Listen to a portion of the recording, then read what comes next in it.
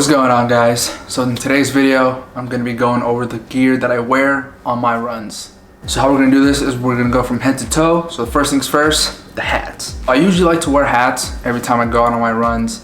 I just like to keep the sun away from my eyes, and if it's too windy and the bill of the hat starts getting pulled up, then I put it backwards.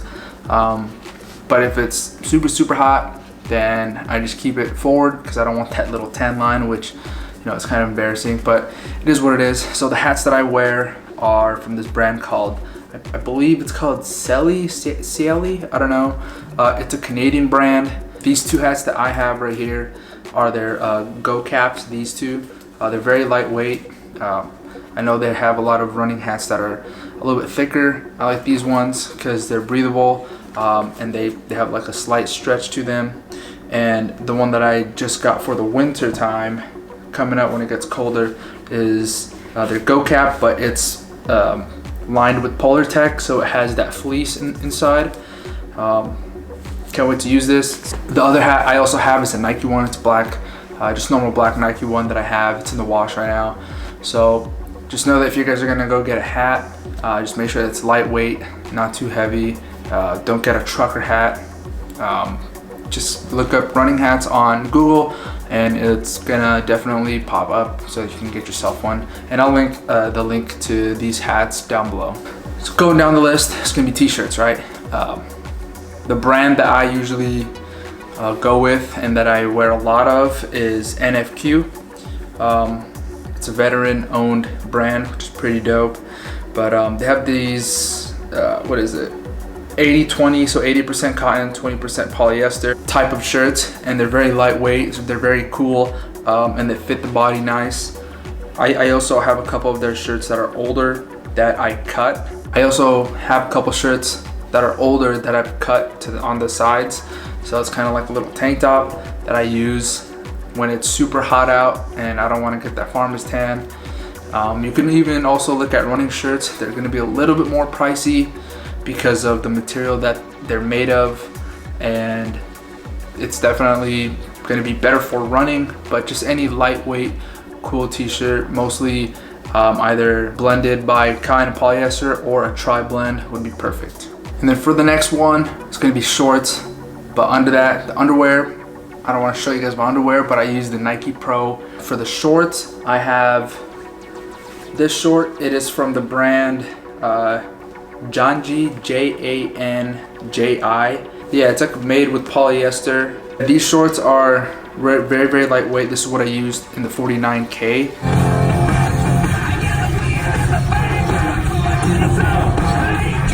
Alright, Melvin Castillo out of North Pole, Alaska.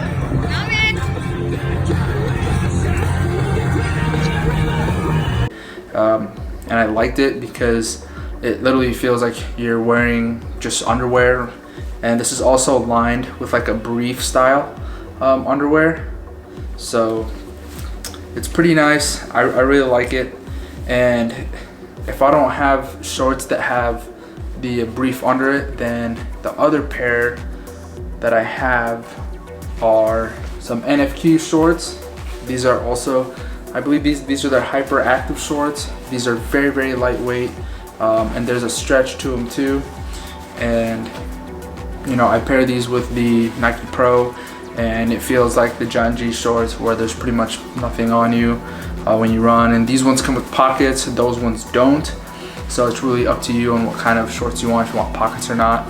But yeah, those are the shorts that I have. I have 3 more pairs of these, I believe, or 2 more pairs. And I also have 1 pair of Nikes that have the Nike Pro that's also stitched in them. So it's pretty cool. So the next thing, probably one of the most important things, is socks.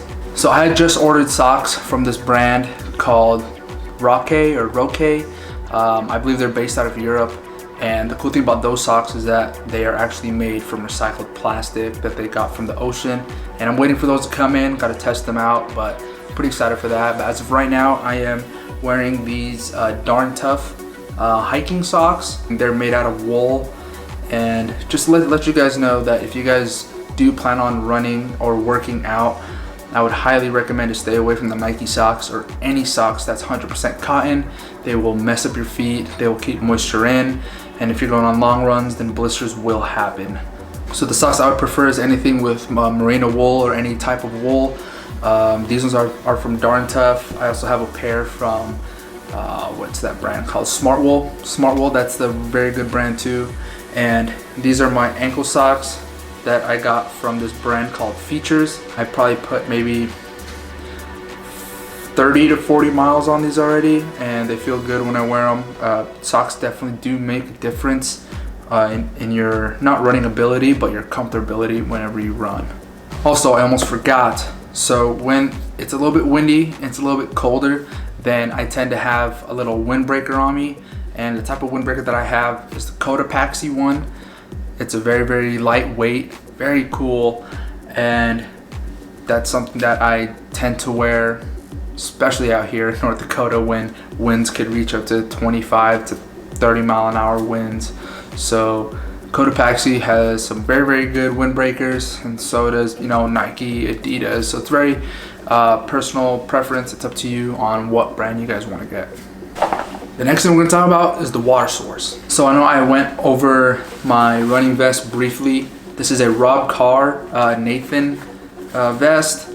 It's very lightweight, like a bunch of running stuff, and it has a lot of pockets.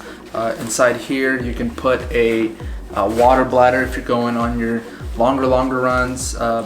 Back here you can put a lightweight jacket in the back, just like what I have. The other thing that I also have that I just recently bought is for my shorter runs, the vest I usually go and wear on my longer runs that are about more than 5 miles. So I just bought this little thing.